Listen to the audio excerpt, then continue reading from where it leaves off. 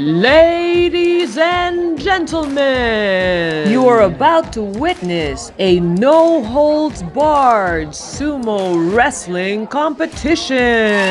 To your left is the lightweight, very feisty Mama. And to your right is the heavyweight champion, Bambam. Now we begin the match.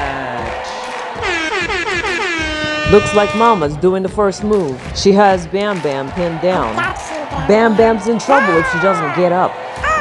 Uh-oh, Bam Bam's got Mama in a lock.